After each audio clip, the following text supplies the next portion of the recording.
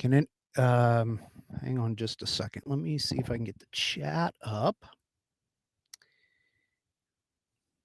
Obviously, as you can see, I don't know if that's going to, well, we'll see. Hang on. As you can see, I am not in my normal studio. Let me see if Rumble shows up here.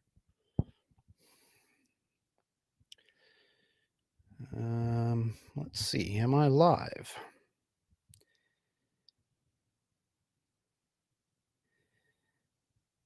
Okay, I am apparently. Can you guys hear me okay?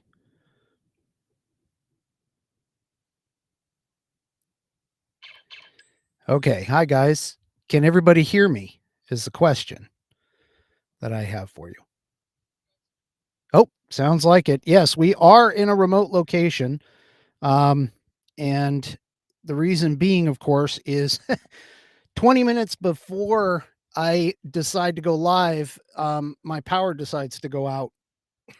So here we are. We're in a remote location. I had to scramble to get here. I apologize for and my wife just texted me the power came back on. Well, since we're live, I'm not going to go and run back there. So if you hear like all these little things popping off and stuff, and I'm probably going to have to do this with my glasses on so I can see all of the chats that are happening on the Rumble side. So yeah. Anyway. All right. So yeah, okay. So anyway, my apologies for that. Obviously, technical difficulties. Crap happens. But hey, and that also means, by the way, that everything that I had planned, I'm going to be going off of memory. So chances are, this one's probably going to be a little shorter than usual if I get to a point where I end up having to not remember what I've got going on, because this was a real scramble just to get here for this. And yeah, so what is this? So let's see.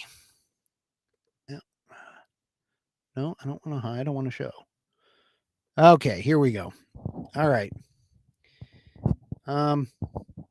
Okay, so let's talk real quick about the State of the Union.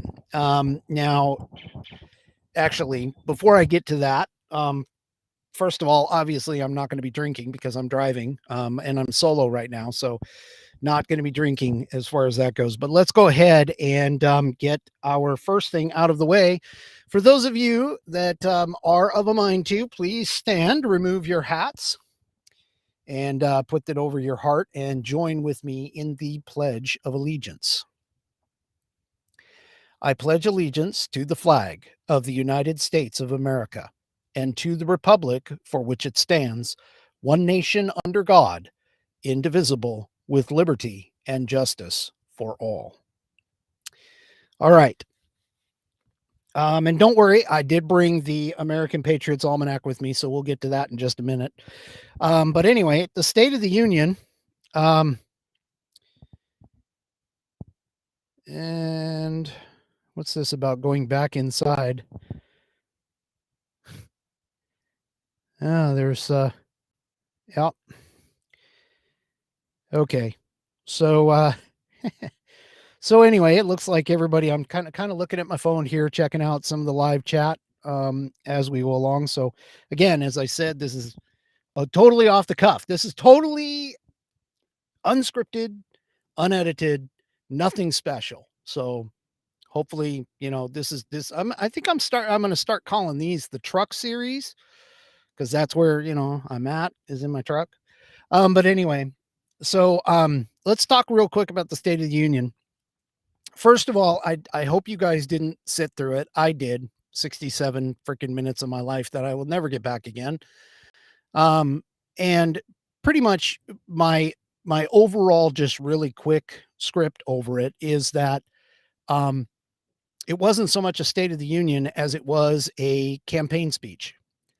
The State of the Union, for the most part, is supposed to be a an overall view of what's been going on with the executive branch in particular, and also a kind of an agenda setting um, communication to Congress for the next year. Now, the State of the Union, of course, harkens all the way back to the Constitution itself, because in Article 3, it talks about the state of the or not Article 3, sorry, Article 1, Section 3.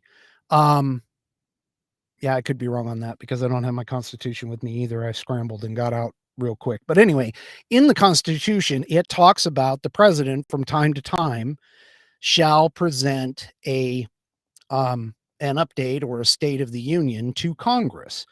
And so this has gone all the way back to the very first State of the Union address that came out with George Washington. So George Washington and our second president, John Adams, I believe, both those guys did speeches in front of Congress. Well, Thomas Jefferson actually changed that idea. And so he wrote a letter to Congress instead. And ironically, that set the precedent for the next close to 100 years, in the fact that the State of the Union was not the pomp and circumstance that you would see today. Now, the speeches in front of Congress didn't actually come back until 1913 with Woodrow Wilson, who brought back the whole idea of performing speeches in front of Congress again. And then once radio and television, radio in particular with FDR, it turned into what you see for the most part today. And yeah, so his speech, his speech, while the whole pomp and circumstance thing and everything else is one of those things that we have taken for granted in terms of modern history, it wasn't always like that. And so for him to stand up there and give his speech, and honestly, when you sit there and listen to the kinds of things that he was saying stuff that honestly, when you listen to it, it sounded more like a monarch than a president, because he kept saying the word, "I will do whatever it was that he was spelling out." And he spelled out a bunch of things, by the way. But if you get the opportunity, there in the link in the description of the videos, which should have gone out by now, I hope. But if you go into the link into the description of the videos, there's a link to a X account called Maze, Maze, and I can't remember his last name. But anyway, he puts together videos. And one of the videos that I was going to show you tonight before all of this happened was one of his videos where he essentially took parts of the 2023 speech and compared and contrasted it to the 2024 speech. And it's uncanny in terms of how identical they actually are. So realistically, what they did, or what the speechwriters did, was they essentially regurgitated 2023 into 2024's speech. There's so much in terms of similarity between the two that it was easily done to be able to fit the two of them together. The other thing, of course, that really struck home with me, outside of the fact that it was more of a campaign speech and more of a rather than a State of the Union speech, was the fact that Biden spent a lot of time essentially being the old man yelling. And I think this is an indication as to how his 2024 campaign is going to go, in terms of old man yelling at everyone. And he started off with pieces and parts. He started off accusing the Supreme Court. He talked about Roe v. Wade. He actually started the speech with Ukraine aid. He bitched a lot, and yes, I am using the term bitch, but he bitched a lot about the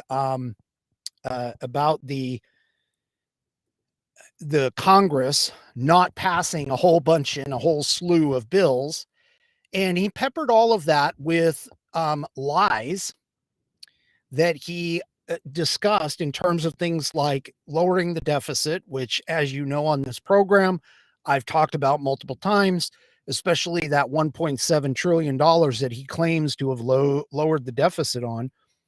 That isn't, I mean, that didn't happen. The reason why $1.7 trillion was cut from the deficit in that particular year was because of the fact that the COVID stuff wore off and wasn't renewed. And there were other things, like he claimed to have created 15 million jobs. He didn't create 15 million. In fact, 10 to 11 million, and I've been saying this on social media a lot, is 10 to 11 million actually came back after the pandemic. Um, so again, yeah, Maze More. That's right. Maze More on X is the videos, which you guys should probably check him out. But check that out. Check that link out. It is uncanny. It's about a 2-minute long thing. But essentially what ended up happening was the State of the Union was a regurgitated, recycled speech. It was old man yelling at pretty much everybody outside of his, Democrat cohorts. And then well, I don't know if anybody can see this, but the truck's actually rocking a little bit due to the wind. But then the other thing was all of the lies that he peppered into it. Now, two of the most egregious points of the State of the Union that I thought were just absolutely horrific was the first one being that he could not say Laken Riley's name, even though it was on the button that was presented to him apparently as he was walking in. Which, by the way, did anybody notice, if you happen to watch it, did anybody notice how slowly it took him to go from the door? I almost think they did this on purpose, and that was to try and prevent him from tripping and falling on the way in. First of all, he was delayed on the way in because of the fact that there were some protesters out front that essentially blocked his path in terms of his motorcade's path. But the other thing that I noticed was he spent an awful lot of time shaking hands and coming in and coming down the aisleway extremely slow. And more than likely, I'm guessing that they probably did that on purpose so that he didn't have to, have the opportunity to trip and fall and cause a big spectacle and a scene. Now, the Laken Riley piece was when he got into it with Marjorie Taylor Greene. Now, first of all, keep in mind, I personally think the State of the Union and the whole pomp and circumstance, it's not a constitutional thing. In fact, as far as that goes, Clarence Thomas and Samuel Alito, in particular, of the SCOTUS justices, have not attended those State of the Union speeches because of the fact that the State of the Union in their mind is not supposed to be a huge pomp and circumstance kind of scenario, that it belies more of a monarchy than the actual separation of powers that we have in our Constitution and the way that things are supposed to work. We should not be giving the whole pomp and circumstance and everything else that we do during the State of the Union toward the president. This is equal branches of government, not the president and then the other two branches being lesser branches. That isn't the way that our government is supposed to work. So from that standpoint, I think the State of the Union, honestly, should really be just a muted speech rather than, or even if it is a speech, it shouldn't even, it may not even be that. I mean, we could possibly even go back to, like I was saying at the beginning of the program, the whole Thomas Jefferson situation. So, anyway, the whole pomp and circumstance, I think, is just crazy. But to have this guy stand up, recycle his speech, yell at everybody throughout the entire speech. It wasn't even that much at like individual points. He was yelling for the most part throughout many portions of the speech. And it was just embarrassing in my view.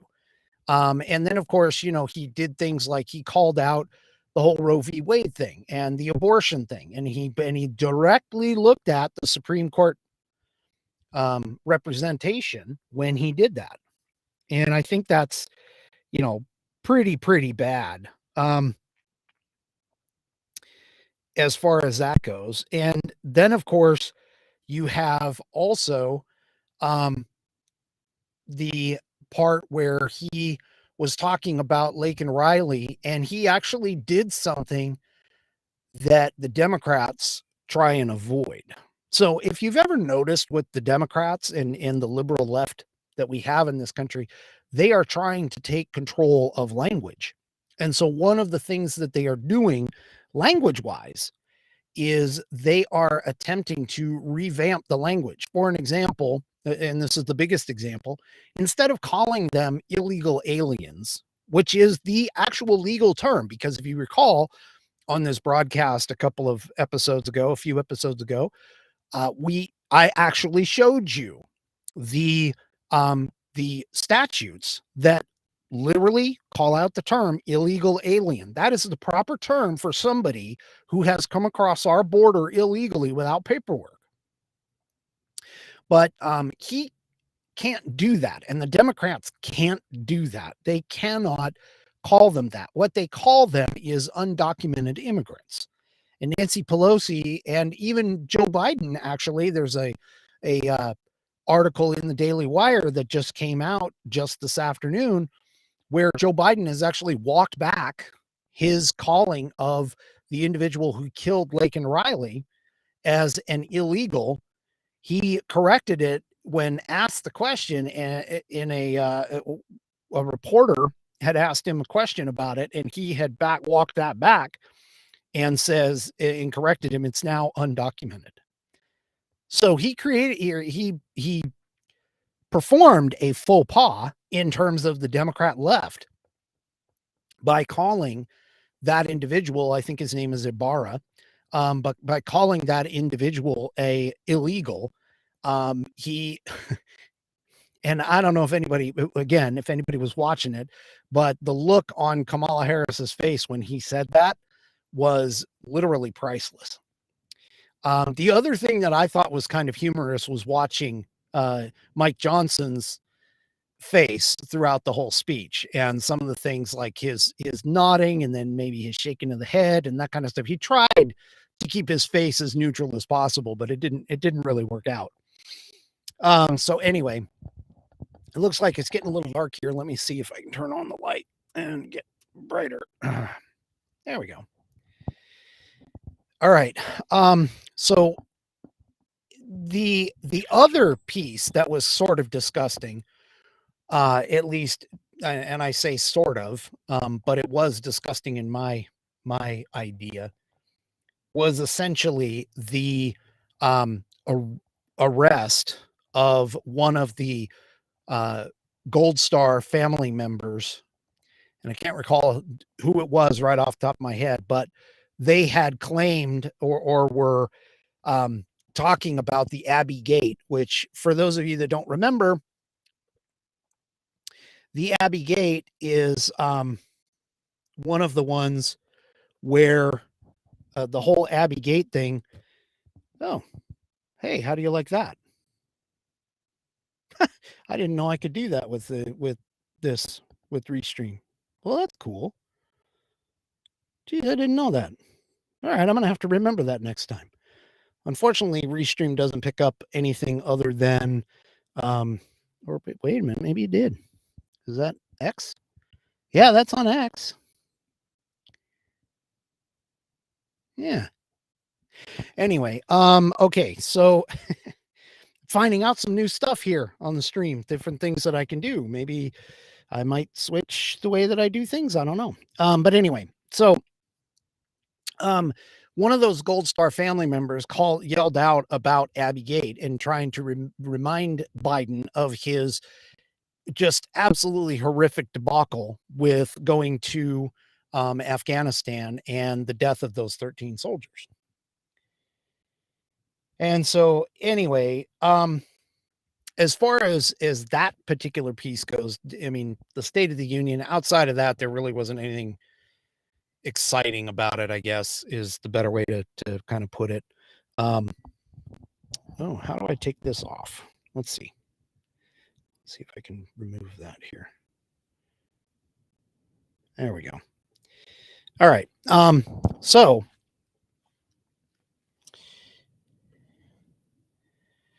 all right. Let's just see. Yep.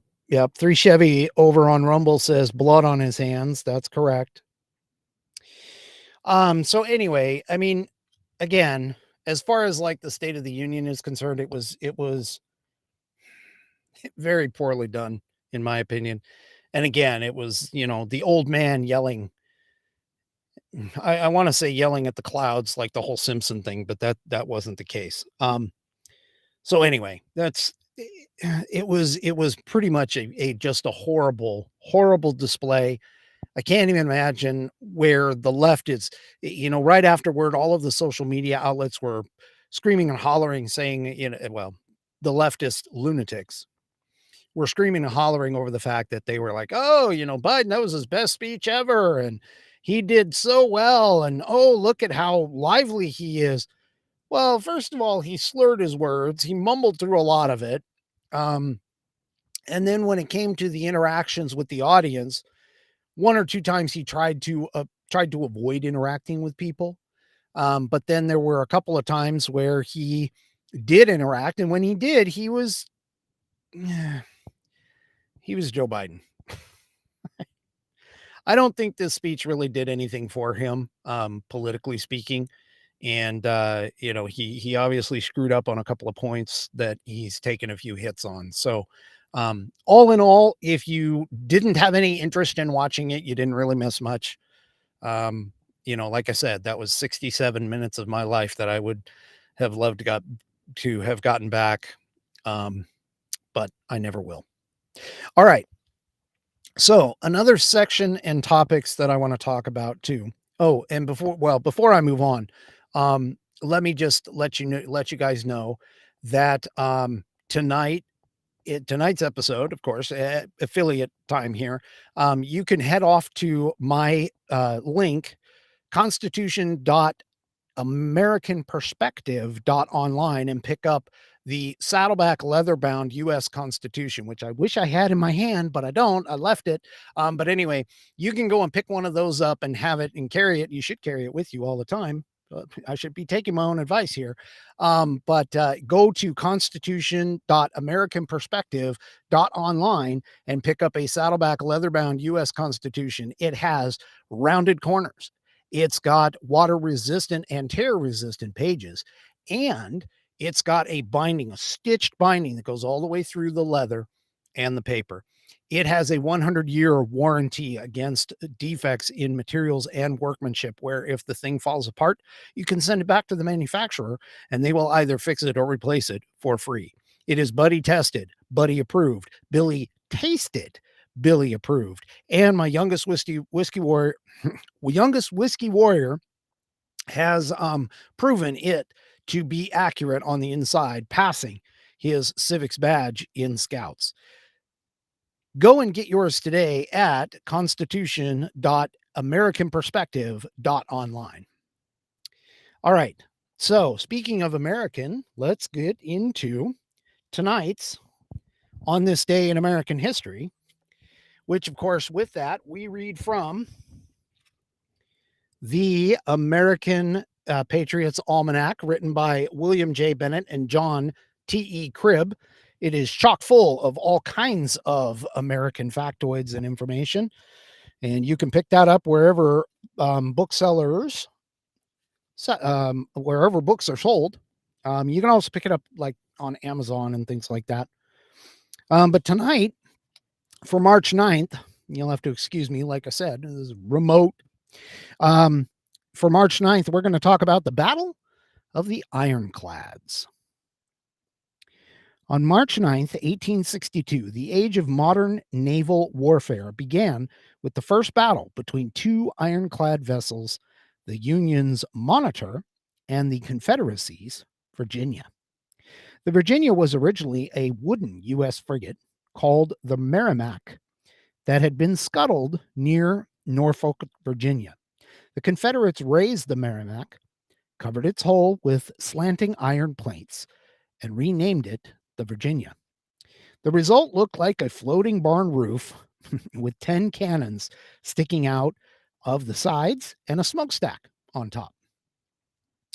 On March 8th, the clumsy Virginia steamed into combat against 5 wooden U.S. ships, blockading the port of Norfolk. The Virginia quickly sank the USS Cumberland and the USS Congress and drove the USS Minnesota aground. The Union ship's cannonballs glanced off the Virginia's iron sides with, quote, no more effect than peas from a pop gun, as one observer put it. When the news of the Union disaster reached Washington, Abraham Lincoln's Secretary of War worried the Virginia would sink the whole Union fleet and then, quote, come up the Potomac River, disperse Congress, destroy the Capitol and public buildings. But the next day, when the Virginia chugged out of its berth, it met a surprise. The Union Navy had rushed its own experimental ironclad to the scene. The Monitor rode low in the water and had just one revolving turret housing 2 big guns. It looked like a tin can on a shingle, but it was every bit as tough as the Virginia. The ironclads locked in battle, pounding away with their guns. Neither could penetrate the other's iron shell. After more than 3 hours, the battered ships both turned and limped away. Each side considered the battle a draw, but overall it was a Northern victory in that the Virginia failed to break the Union blockade. When admirals around the world heard of the battle, they realized the age of the tall-masted wooden warships had come to a close. And that is tonight's On This Day in American History, once again, coming from the American Patriots Almanac. That is a fan favorite, honestly, of this show. And we read that every Saturday night. All right. So a couple last little things before I go ahead and go off. There's a couple of links in the description of the video, or should be in the description of the video, that take you to a couple of Federalist articles. The first one is an article that, not the Federalist has 2 articles, but the one that I'm talking about is in Just the News.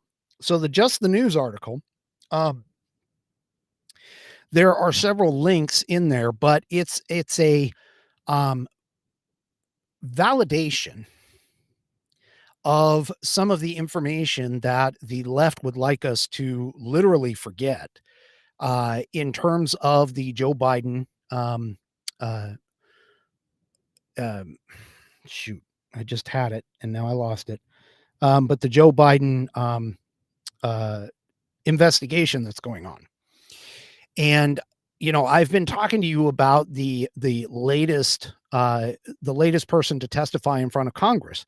But the Just the News article highlights some emails that this person was either copied on or was a part of email chains on, where it specifically talks about the gentleman from CEFC in particular, Henry Zhao, who had essentially stated in meetings with Hunter Biden, James Biden, and Devin Archer, with regards to the conglomeration that they were trying to put together, that he was not necessarily interested in the value of like Rosemont Seneca Partners in particular, but he was more interested in the access, which would indicate the access being the accessibility to Joe Biden.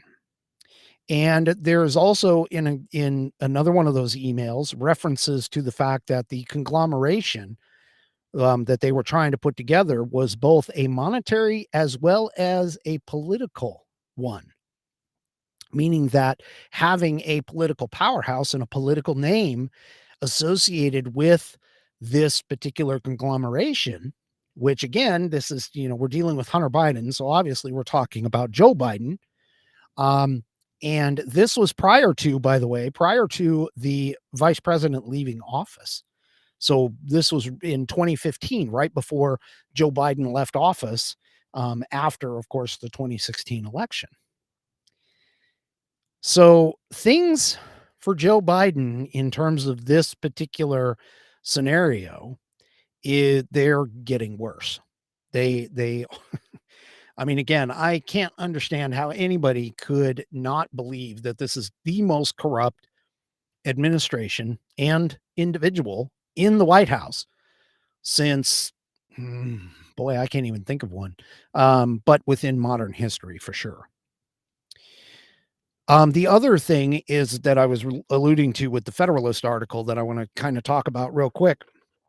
So the Federalist broke an exclusive, and you know that the whole thing about the January 6th committee and how they got rid of a bunch of evidence and they deleted a bunch of files and everything else. Well, apparently, in this exclusive, there is a evidence that shows that Liz Cheney herself suppressed information to the January 6th committee that would have exonerated Donald Trump, meaning that Donald Trump, because they blamed him for not doing anything, this evidence essentially showed that Donald Trump attempted to get the National Guard to help for January 6th.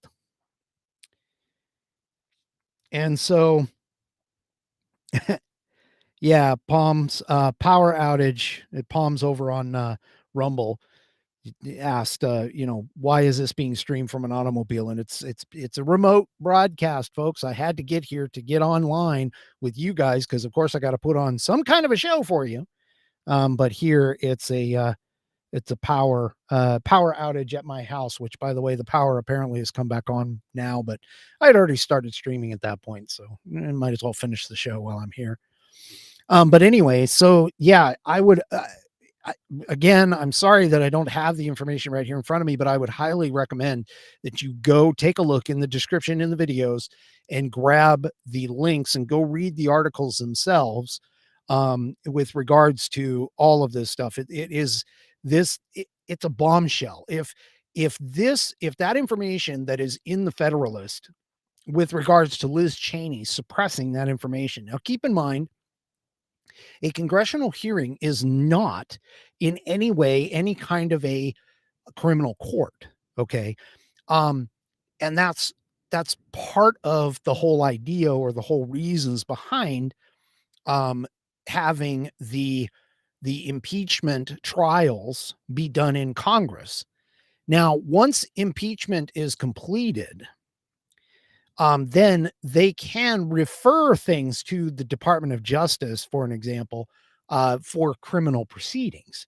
But an impeachment trial by itself, whether in the Senate and the impeachment hearings, in the impeachment itself inside the House of Representatives, is not a quote unquote legal proceeding. It doesn't result in criminal um, criminal punishment other than the removal from office for the individual who is being impeached, provided that the Senate votes that way. Um, Even though the Senate quote unquote trial is overseen by the Chief Justice of the Supreme Court, again, it isn't necessarily a criminal proceeding. But if Liz Cheney had suppressed that evidence, that just gives you an indication, another indication as to the, pardon the pun, trumped up scenario as to why they were going after Trump. And it should also be further evidence and further indication that anything dealing with January 6th and Trump needs to be stopped, thrown out, and not pursued any further. One other article that came out too is that there are um, more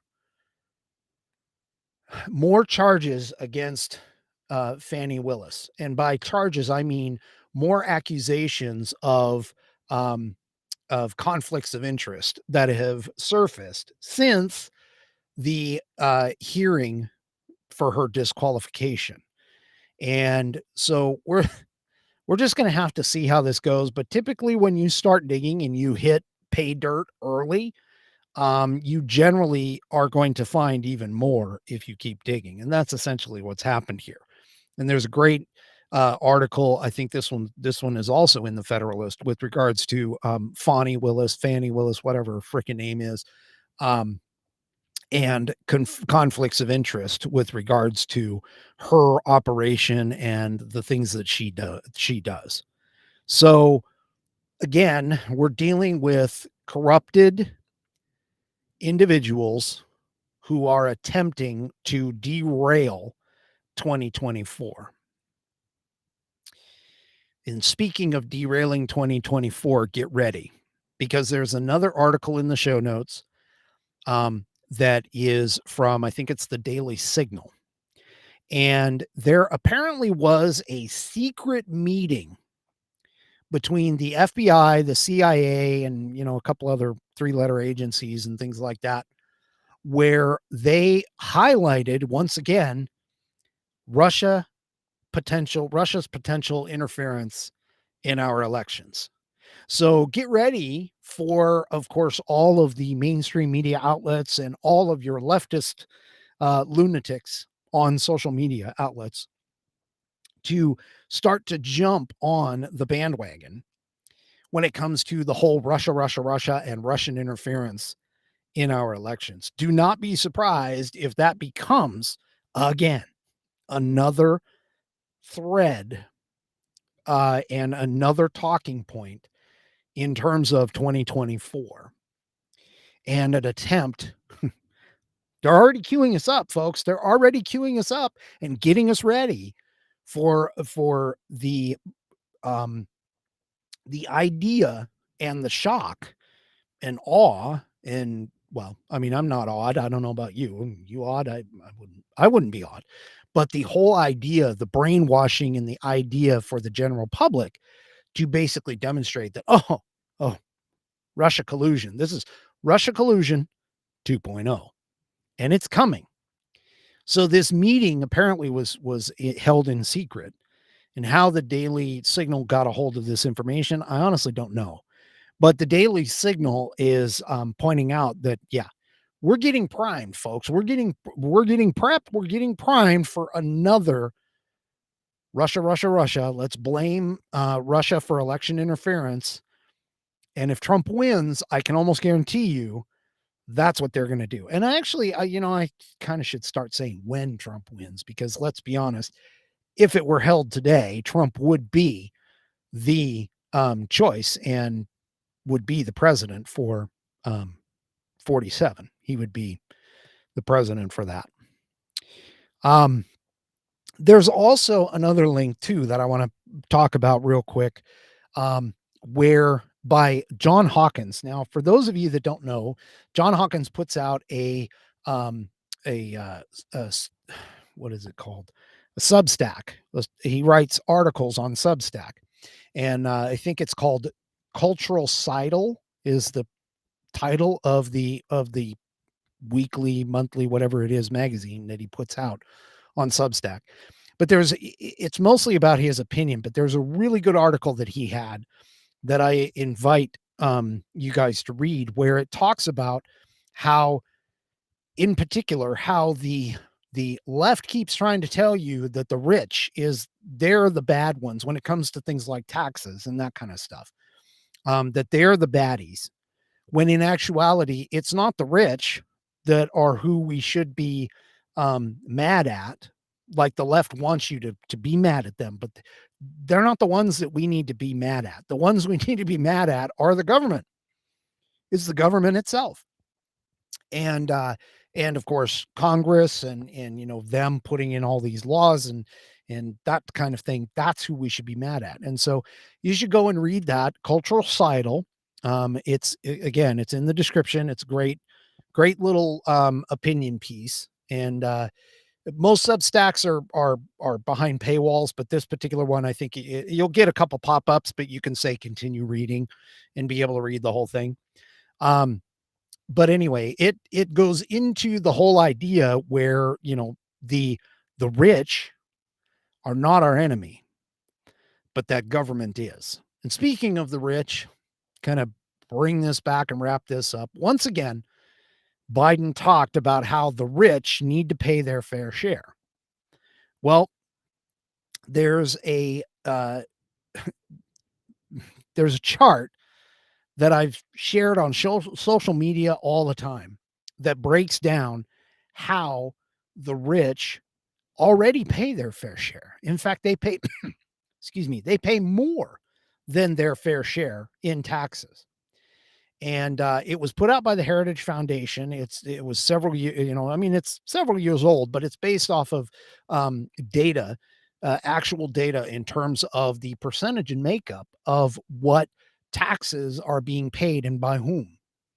And also, too, there's another article that links off of the State of the Union article in the Federalist that talks about how the Tax Cuts and Jobs Act, the TCJA, which the left keeps talking about how the Tax Cuts and Jobs Act did not benefit anybody but the rich. I mean, you heard that on the State of the Union. Joe Biden, the left keeps talking about this.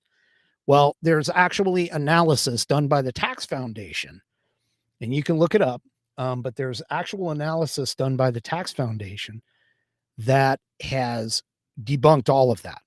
That the rich actually ended up getting dinged a little bit more by the Tax Cuts and Jobs Act overall, and that the middle class and lower class, but the middle class in particular, were the benefiters of the TCJA.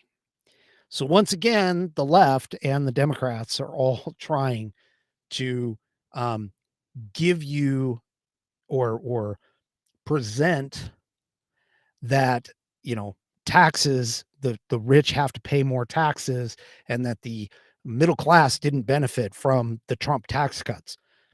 They fully did. All the evidence, when you actually dig into it, points that way. And parts of the Tax Cuts and Jobs Act are going to go away in 2026, and they're at least as of right now not slated to be renewed by Congress, unfortunately. So this whole thing that the left keeps talking about and the Joe Biden keeps talking about how cutting taxes does not help, that's actually not correct. That Reagan did it in the 80s, and it's been done at other times.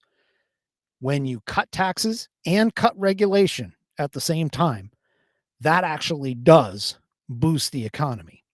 And I've said that before on this program. I'll continue to say it because all evidence points to that as being factual. That when you cut government regulations and you cut taxes, you actually free up money to allow the capitalist machine that we have in this country to start actually churning out. So this whole idea of trickle down economics, which doesn't exist in anybody's mindset other than the Democrats, But the whole idea of taxing people into wealth is completely and utterly false. All right. So we're coming up on the hour here. I think those are pretty much, I mean, as far as like my memory, that's pretty much everything that I can remember that I was going to talk about. And of course, it isn't in any detail, because of the fact that I wish I had like some of the images and play the video for you and that kind of stuff. But I wanted to get something out to you guys, even with the power out. I didn't want to like cut the show off. So I appreciate everyone hanging on. And of course, do me a favor, hanging on until I got on. But do me a favor, if you haven't already, head on over to Rumble. Rumble's my choice of streaming platforms. So head on over to Rumble, get yourself a subscription. It's free. And once you do, go ahead and follow the American Perspective channel over there. It's like there's this green follow button. Once you sign in, it's right there. You can hit the follow and you'll be notified every time I go live on Rumble. And of course, you can join in on the Rumble family that's over there and you can talk to them. Also, do me a favor before you take off from Rumble, hit that thumb, because the thumbs up button, that's how Rumble starts tracking. And maybe, just maybe, if I get enough of those things, I'll end up on either the editor's picks or potentially the leaderboard someday. Um, Hopefully, guys, you have a fantastic rest of the weekend. Let me just take a glance here and see if I see anything um, that is going on here. Yeah, we've got Outlaw Dogs on X and yeah. So, all right. Well, thank you all for joining. And like I said, I will see you guys on Wednesday night, 8 p.m. Eastern, 5 p.m. Pacific, right here on this channel.